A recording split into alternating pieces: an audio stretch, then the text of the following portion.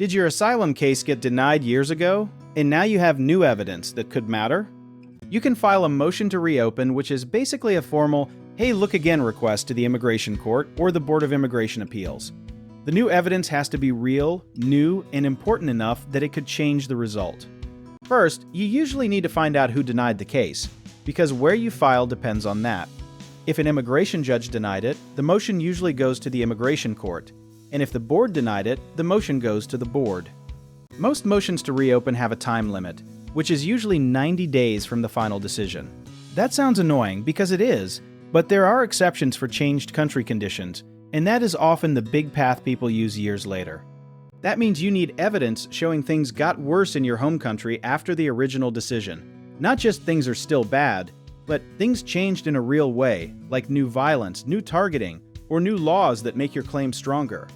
Your evidence should be specific, like reports, news articles, affidavits, medical records, threat letters, or proof that people like you are now at greater risk.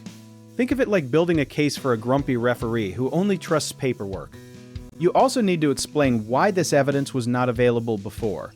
If the evidence existed back then and you just found it later, that may not be enough, because the system loves rules like a tax form loves tiny boxes.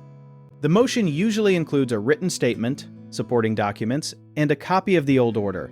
You are telling the court three things at once: that the evidence is new, that it matters, and that it could change the outcome. If your case was denied a long time ago, don't assume you are out of luck. People often think the door is closed forever, but changed country conditions can open a new one, at least if you have proof and the facts line up. It helps to show a clear story, not a pile of random papers. For example, if your political group became targeted only after the denial, say that plainly and connect each document to that change. Timing still matters, even when you qualify for an exception. If you wait too long after getting the new evidence, the government may argue you were not acting carefully, and that is the kind of argument that can turn into a headache.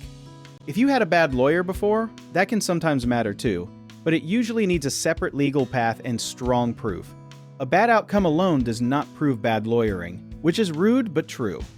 A lawyer can help you match the evidence to the legal rule, because motions to reopen are picky. One missing detail can be the difference between "please review this" and "denied" with dramatic stamps. You should also check whether you are under a removal order, because that can affect what happens next. Immigration court is not a magic trick show, so the exact posture of your case really matters. If you are gathering proof, focus on what changed, when it changed, and why it puts you at risk. Keep it simple, keep it organized, and do not make the judge work harder than a sleepy cat. If you want, we can talk through the basic steps, the kinds of evidence that usually help, and how to make the motion clearer before you file. And if you want to learn more about our company, check out our links in the description.